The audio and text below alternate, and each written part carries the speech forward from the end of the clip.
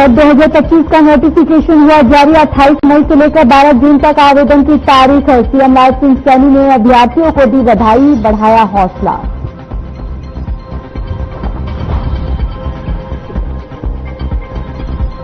स्वास्थ्य मंत्री आरती राव का बयान, कहा प्रदेश में कोरोना के अब तक 15 केस आ चुके हैं सामने, अभी तक कोरोना से नहीं हुई कोई मौत।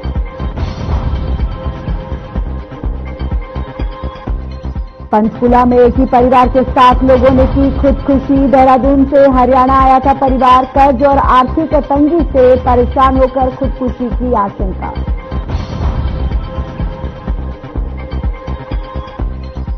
और महेंद्रगढ़ के उप वन राजस्व प्रभारी को किया गया निलंबित। पेड़ों की अवैध कटाई मामले में हुई कार्रवाई। सीएम फ्लाइंग का रिपोर्ट पर हुआ एक्शन।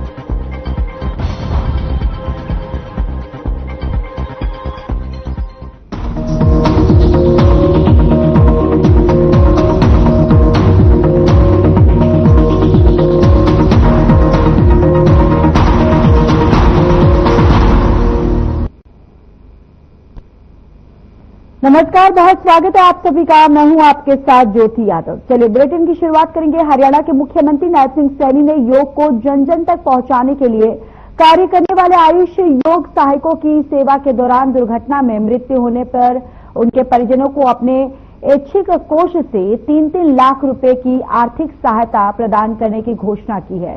इसके अलावा उन्होंने घोषणा करते हुए कहा कि अब योग और प्राकृतिक चिकित्सकों का भी पंजीकरण किया जाएगा। इसकी इसी वर्ष से शुरुआत की जाएगी।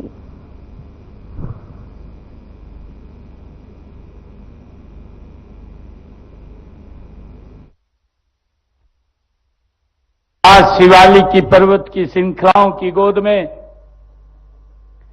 बसे इस पंचकुला में भव्य योग महोत्सव में मुझे आकर के आज बड़ी खुशी का अनुभव हो रहा है। मुझे गहरी आत्मिक शांति का भी अनुभव हो रहा है। यह वातावरण और योग की ऊर्जा वास्तव में हमारे मन को ये प्रफुल्लित करने वाला क्षण है। मैं सबसे पहले आयुष विभाग और हरियाणा योग आयोग को इस शानदार आयोजन के लिए, इस शानदार महोत्सव की सफलता के लिए मैं आयोजकों को बहुत बहुत बधाई और शुभकामनाएं देता हूं।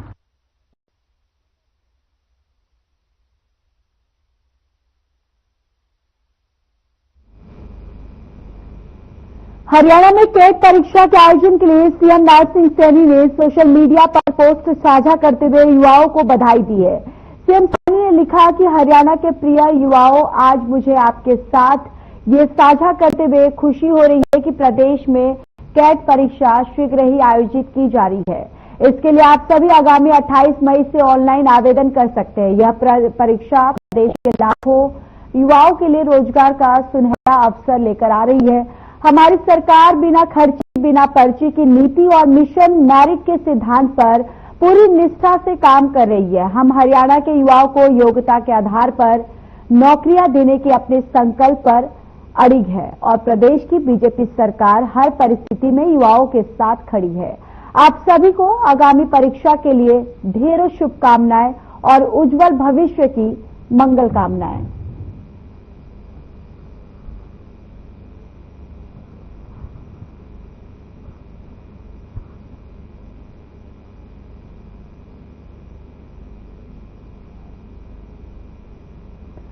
हरियाणा की राज्यपाल बंडारू दत्तात्रेय ने राजभवन में आयोजित गरिमामय शपथ ग्रहण समारोह में हरियाणा के पूर्व मुख्य सचिव और नवनियुक्त मुख्य सूचना आयुक्त TVS प्रसाद को पद और निष्ठा की शपथ दिलाई।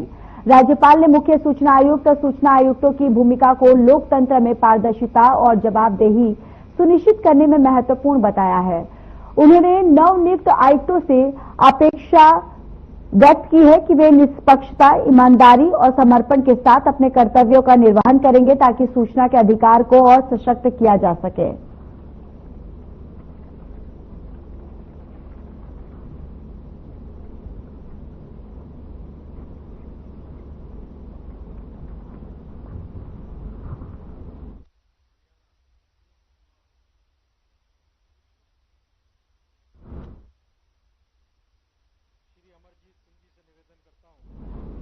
हरियाणा की स्वास्थ्य मंत्री आरती राव का बयान सामने आया। उन्होंने जानकारी देते हुए बताया कि स्वास्थ्य विभाग के मुताबिक प्रदेश में अब तक कोरोना के 15 केस दर्ज किए जा चुके हैं और जिनमें गुरुग्राम में 8, फरीदाबाद में 5 और यमुनानगर में और करनाल की भी अगर बात करें तो एक एक केस इन राज्यों में मिले हैं। हरियाणा को लेकर राहत की बात तो यह है कि अभी तक यहां कोरोना से फिलहाल कोई मौत नहीं हुई है। आज के दिन 15 केसेस हुए हैं अभी तक हरियाणा में और 3 ठीक हो गए हैं, 12 अभी एक्टिव हैं और 4 जिलों में पाए गए हैं अभी तक पेशेंट्स। वो हैं गुड़गांव में पाए गए हैं, यमुनानगर में पाए गए हैं, करनाल में और फरीदाबाद में। वेरिएंट कैसा है और इसके लिए अभी तक वेरिएंट माइल्ड बता रहे हैं डॉक्टर्स, तो अभी कोई एडवाइजरी हमने नहीं मिनिस्ट्री ऑफ हेल्थ से भी कोई एडवाइजरी नहीं निकली है अभी तक। मगर क्योंकि हम सब उस दौर से गुजरे हैं जिसमें कोविड बहुत फैला हुआ था, तो मैं आप सभी से यही बोलूंगी कि सतर्क रहें, सैनिटाइजर रखें, मास्क रखें अपने पास में और ज्यादा भीड़ भड़के की एरिया में ना जाए। मैम, हॉस्पिटल्स में कोई दिशा निर्देश दिए गए, कोई व्यवस्था बिगड़ती है तो हाँ जी बिल्कुल, आइसोलेशन के लिए वार्ड्स बनाए जाएंगे। जैसे ही केसेस बढ़ेंगे तो आइसोलेशन के लिए वार्ड्स बनाए जाएंगे। हमारे जो सभी मेडिकल हॉस्पिटल्स में काम करने वाले लोग हैं, वेदर इट्स मेडिकल ऑफिसर हों या एएनएम्स हों, उनको एक बारी फिर से कोर्स कराया जा रहा है कि आने वाले वक्त में अगर कोविड फिर से हो जाता है तो कैसे काम करना है। आरटीपीसीआर किट्स मिलाए गए हैं, मेडिसिन की पूरी हो रही है जी।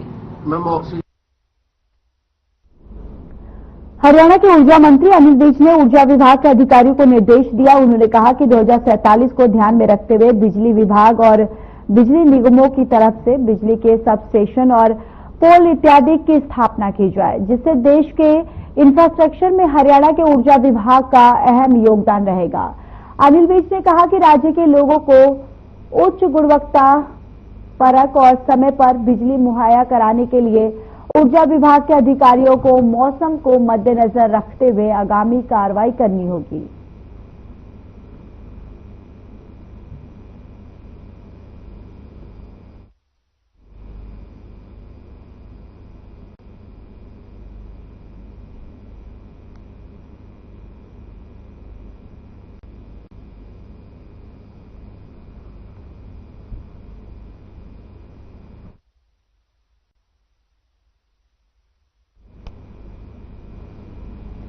पंजाब के राज्यपाल और चंडीगढ़ प्रशासक गुलाब चंद कटारिया से हरियाणा मानव अधिकार आयोग के प्रतिनिधियों ने राजभवन में शिष्टाचार भेंट की है। आयोग के प्रतिनिधियों ने राज्यपाल और चंडीगढ़ प्रशासक को पुष्प गुच्छ भेंट कर सम्मान दिया। राज्यपाल और चंडीगढ़ प्रशासक ने जानी हरियाणा मानवाधिकार आयोग के कार्यों और आधारभूत संरचना की विस्तृत जानकारी दी। इसके साथ ही हरियाणा और राजस्थान की सामाजिक विषयों के साथ सांस्कृतिक विरासत पर भी चर्चा हुई।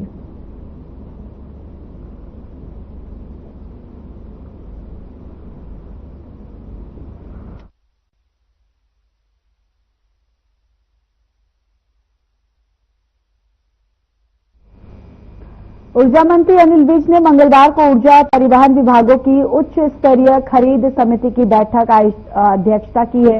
ऊर्जा मंत्री ने पिछले दिनों राज्य में आई आंधी और बेमौसम बरसात पर संज्ञान लिया। इस दौरान मंत्री अनिल विज ने अधिकारियों को दिशा निर्देश देते हुए कहा कि भविष्य में जितने भी बिजली के सब स्टेशन स्थापित किए जाए तो जगह इत्यादि के संबंध में संबंधित अधिकारियों और विभागों से अनापत्ति प्रमाण पत्र लिया जाए, जिससे बाढ़ इत्यादि आपदा होने पर सब स्टेशन और उपकरणों को किसी भी प्रकार का नुकसान ना हो।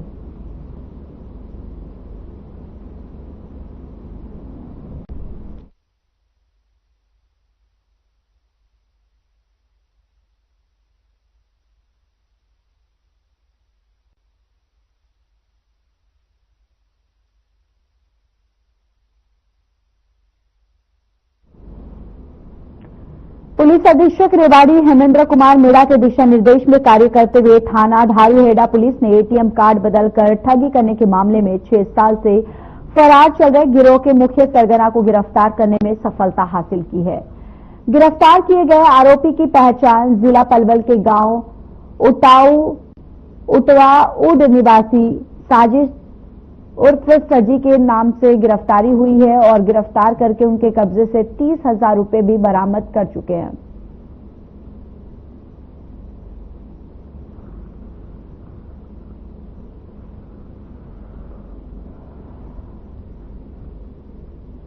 इस मनोज नामक एक युवक जो कि धारूहेड़ा का रहने वाला है, उसने एक शिकायत दी कि उसने पीएनबी बैंक में पैसे निकलवाने गया था, जहां पे एक नामालूम व्यक्ति ने उसका एटीएम कार्ड बदलकर वहां से पैसे पहले तो एटीएम बदला और फिर पैसे निकलवा लिए। उसमें हमने शिकायत लेते हुए मुकदमा दर्ज किया, जो कि हमने एटीएम बदलकर फ्रॉड करने वाले 379/420 में मुकदमा दर्ज किया। अब लगभग 6 साल के बाद जो मुख्य आरोपी था, और जब हमने इससे पूछताछ की, मुख्य आरोपी साजिद उर्फ सज्जी है, जो कि बेसिकली पलवल का रहने वाला है। इससे जो पूरी कंप्लीट हमारी पूछताछ है उसमें निकल के आया लगभग 20 मुकदमे इसके ऊपर दर्ज है और लगभग 3 मुकदमों में ये पीओ चल रहा था। तो फोटो कर लेंगे फिर वाइट करेंगे।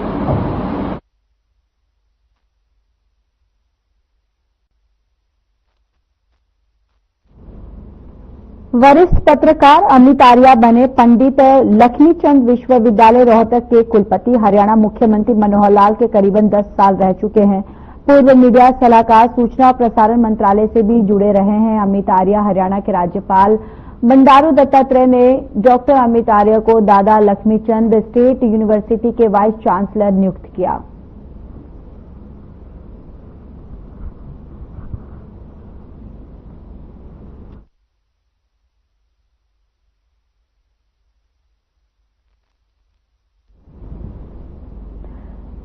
करणी सेना और बीजेपी प्रवक्ता पलवल संजय राणा ने प्रेस वार्ता के दौरान जानकारी देते हुए बताया कि पलवल के बस अड्डे चौक पर खेल पट्टी के ऊपर बने हुए कॉम्प्लेक्स, जिसकी कीमत आज के समय 700 करोड़ बताई जा रही है, जो कि पूरी तरह अवैध है और जिसकी जानकारी प्रेस वार्ता के माध्यम से सीएम सैनी के संज्ञान में लाना चाहते हैं कि वो इस मामले को संज्ञान में लेकर पूरी तरह से जांच करे। तो वहीं बीजेपी प्रवक्ता संजय राणा का कहना है कि कांग्रेस पार्टी के पुराने कार्यकर्ता, जिन पर कई मुकदमे अभी तक जारी हैं, उन्हें पार्टी में रखने की ऐसी क्या नौबत आ गई है जिन्हें उन्हें सम्मान दिया जा रहा है, जिनकी आपराधिक छवि है, उन लोगों को पार्टी में क्यों रखा जा रहा है, जो भू माफिया का काम कर रहे हैं। खेल पट्टी की जमीन पर बने हुए कॉम्प्लेक्स पर हरियाणा सरकार कार्रवाई करके इलाके की बहन बेटियों के लिए कुछ ऐसा बनाया जा सके जो इतिहास बन सके।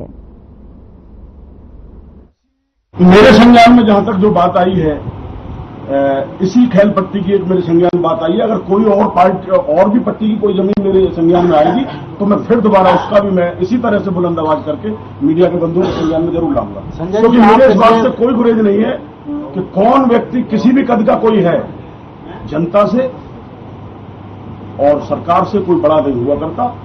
जनता इलाके की मालिक है, जनता फैसला करती है और मेरा ये कहना है, चाहे वो आजम खान हो, चाहे वो मुख्तार अंसारी हो, उनके कर्मों की सजा उन्हें मिलती है। अगर हम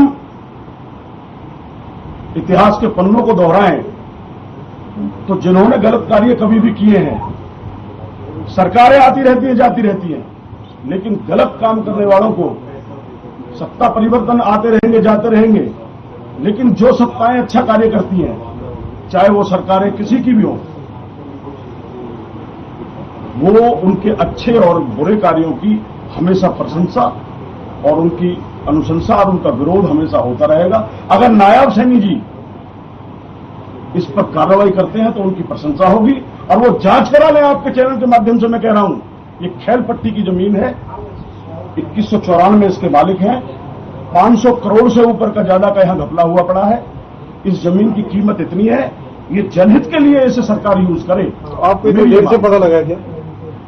हाँ, मेरे संज्ञान में पहले भी एक बार ये बात आई थी, तो तब मैंने कोशिश की थी अपने लेवल पर, लेकिन आज मैंने आप सब भाइयों के सहयोग से मेरी आवाज जरूर जो है, क्या नाम है, कई बार आपने सुना होगा कि कर्ज इंसान को ले डूबता है, लेकिन पंचकुला में घटित हुई एक घटना ने सबको झकझोर कर रख दिया है।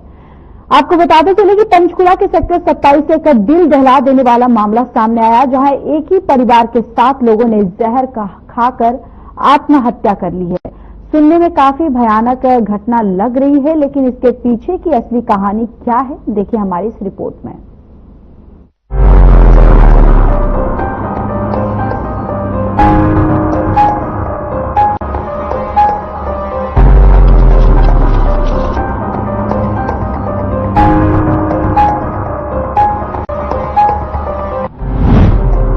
सेक्टर 27 से दिल को झकझोर देने वाली घटना। एक ही परिवार के 7 सदस्यों ने की आत्महत्या। मकान के बाहर खड़ी कार में चला मौत का खेल। बच्चों समेत परिवार के सभी सदस्यों ने खाया जहर। हरियाणा के पंचकुला के सेक्टर 27 स्थित एक मकान के बाहर खड़ी कार में 7 लोगों के शव मिलने से सनसनी फैल गई। घटना की सूचना मिलने पर पुलिस के वरिष्ठ अधिकारी मौके पर पहुंचे और मामले में गहनता से जांच में जुट गए हैं। घटना स्थल पर तुरंत फॉरेंसिक की टीम भी पहुंची। दरअसल देहरादून से एक परिवार पंचकुला में पंडित धीरेन्द्र शास्त्री की हनुमंत कथा सुनने आया था। परिवार में प्रवीण मित्तल, उनके पिता देशराज मित्तल, मां और उनकी पत्नी समेत 3 बच्चे थे। कार्यक्रम खत्म होने के बाद देहरादून लौटते हुए एक घटना घटी। जानकारी के मुताबिक मित्तल परिवार आर्थिक तंगी और कर्ज से जूझ रहा था। इस घटना के बाद पूरे परिवार में मातम छा गया। इसको लेकर परिजनों ने भी जानकारी दी है। हाँ जी, पहले 15 में रहते थे, रीना में भागे थे, गए थे पुलिस वाले क्या है कि कौन है, रीना में तुम्हारी क्या लगती है, फलाना क्या लगता है, क्या नहीं है। बहुत टाइम हो गया। कुछ भी नहीं सर, कुछ भी नहीं। पिछले कल क्या पिछले 10 दिन से कोई बात नहीं है। गाड़ी गुड़ी चलाया करते थे देहरादून में, बागेश्वर धाम कह रहे। पारिवारिक परेशानी हमारे से तो मतलब नहीं था जी। परेशानी क्या, तब परेशान तो थे ही रहे। पैसा पूसा कहीं ले रखा होगा ब्याज बूझ पे। और देखो हम तो जितनी हेल्प करनी थी उतनी हेल्प करते रहे। मैं फादर हूँ उसका। 1.5 साल से पहले देहरादून रहते थे, उससे पहले भी यहीं चंडीगढ़ ही रहते थे। साइड नोट जो पुलिस वालों ने हमारे को दिखाया नहीं है, पर वो बता रहे हैं, उसमें मेरा नाम लिखा हुआ है कि जो भी इनको इन्फॉर्म कर देना, यही मेरा दाह संस्कार करेंगे, यही मेरे अपने हैं। अच्छा, और मेरे ससुर को कुछ ना कहा जाए। 10 साल पहले ये रातों रात भाग के गए थे यहाँ से। उस टाइम इनके ऊपर कर्ज था, वो थोड़े होश में थे प्रवीण, तो वो कह रहे हैं कि हम हनुमंत कथा सुन के आए थे और रास्ते में ये कम कर दिया। ये सुनने में 5 दिन पहले यही बात हुई है कि क्या हाल चाल है। वो कहता जी, उसने यही बताया, कहता जी मैं अब हमारी नोटिस में तो ये था कि इंदौर में ये अपने ससुर के घर के ऊपर ही रह रहे। तो उन्होंने यही कहा कि मैं वहां नहीं अब रह रहा, वहां नहीं बन रही हमारी, तो मैं मनसा देवी मंदिर के पास कोई किराया के घर ले लिया मैंने। 12-15 हजार महीने में किराया तो मिल गया। हम वही रह रहे, मेरे मामा पापा, हम सारे इकट्ठे ही रह रहे। नया कर्जा कोई नहीं है, वो कर्जा जो पुराना था। कितना होगा जी? 10-15-20 करोड़। इस मामले के पहले चश्मदीद पुनीत राणा ने बताया कि उन्होंने एक कार पार्क देखी तो उन्होंने कार को साइड से पार्क करने को बोला। चश्मदीद पुनीत राणा ने मोबाइल की टॉर्च से अंदर देखा तो बात कुछ और थी। पुनीत राणा ने बताया कि अंदर सब बेहोशी की हालत में पड़े हुए थे और ड्राइविंग की सीट पर बैठे प्रवीण मित्तल उनसे कुछ कह रहे थे, लेकिन देर बाद वो भी बेहोश हो गए। चश्मदीद पुनीत राणा ने ही प्रवीण मित्तल को अस्पताल पहुंचाया था। हमारे घर के पास गाड़ी खड़ी थी। अच्छा, गाड़ी में टावर लगे हुए थे जी। तो हमको भी पता लगा गाड़ी में क्या, जाके देखा गाड़ी के अंदर, तो गाड़ी के अंदर मतलब बंदे लेटे हुए थे। तो हमने उनसे पूछा भी ऐसे क्यों लेटे हुए, कह रहे हम सारे सो रहे हैं, अभी हमें होटल नहीं मिला रात को, तो नीचे सोएंगे रात को, अभी हम गांव में से आए हैं। तो मैंने उनको कहा, मैंने कहा जी आप अपना क्या कहते हैं, आप यहाँ से गाड़ी हटा दो, मार्केट में लगा दो गाड़ी। कह रहे ठीक है, जा रहे हैं। गाड़ी लेके जाने लगे थे, मेरे को स्मेल आई गाड़ी के अंदर से। तो मैंने को कहा रुक जाओ भैया 1 मिनट।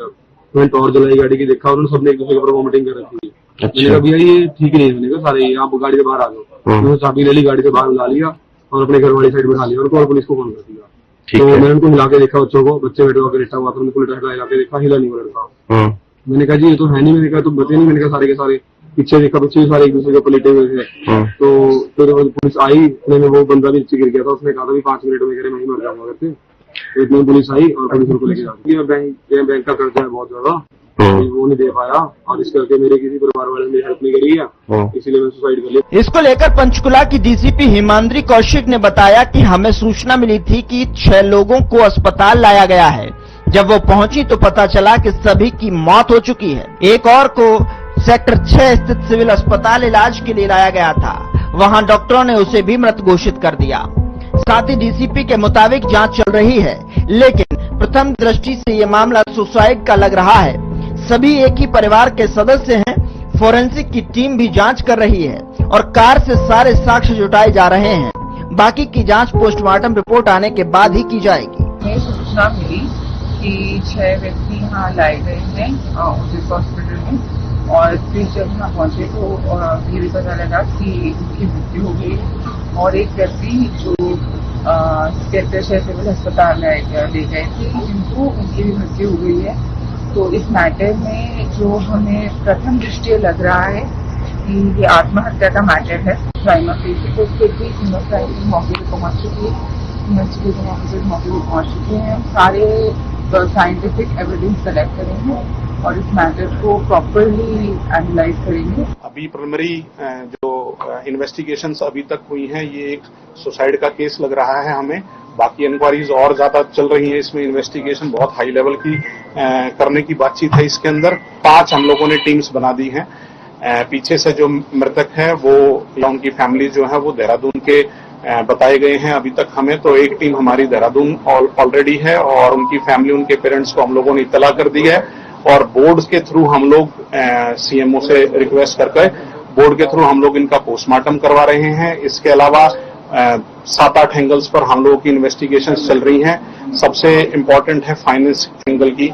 फाइनेंस के अंदर क्या प्रॉब्लम्स था, क्या बैंकिंग का था, क्या सिस्टम्स थे उन लोगों के। वहीं इस मामले को लेकर पुलिस ने हर एंगल से तहकीकात में जुटी हुई है। हालांकि पुलिस ने प्राथमिक जांच में आत्महत्या की आशंका जताई है। अब देखने की बात ये होगी कि क्या सच में आर्थिक तंगी के कारण इस परिवार ने इतना खतरनाक कदम उठाया या मामला कुछ और है।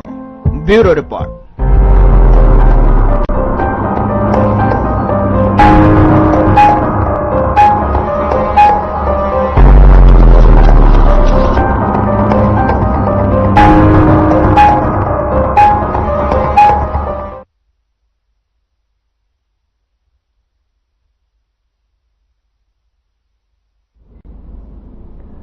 हरियाणा सरकार ने पेड़ों की अवैध कटाई मामले में बड़ी कार्रवाई करते हुए उप वन राजकीय प्रभारी को निलंबित कर दिया है। यह कार्रवाई सीएम फ्लाइंग की रिपोर्ट के आधार पर की गई है।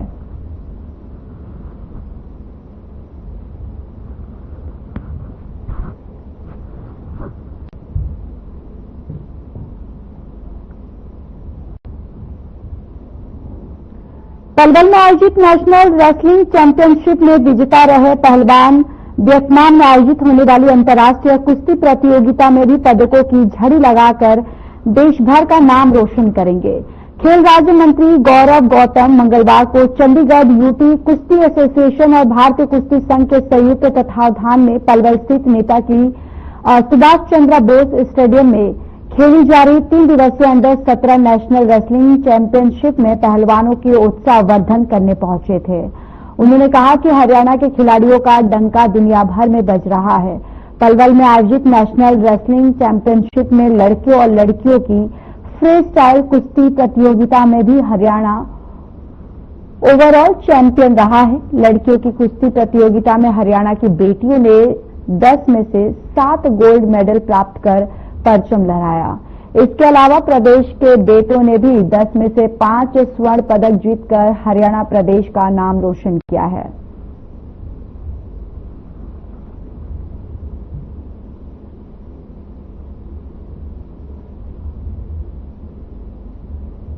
चैंपियनशिप हुई है। 25 राज्यों के खिलाड़ियों ने 600 से ज्यादा पहलवानों ने आज इस कार्यक्रम में हिस्सा लिया था। 3 दिवसीय नेशनल चैंपियनशिप में बहुत अच्छे से सुचारू रूप से गेम चला और मैं आयोजकों का बहुत बहुत आभार व्यक्त करता हूँ, फेडरेशन का बहुत बहुत आभार व्यक्त करता हूँ। और चलिए, इस बुलेटिन में मेरे साथ फिलहाल के लिए बस इतना ही, पर अब वक्त हो चला है हमारे खास कार्यक्रम डॉक्टर राकेश गुप्ता के साथ प्लस माइनस का। नमस्कार दोस्तों, पाकिस्तान के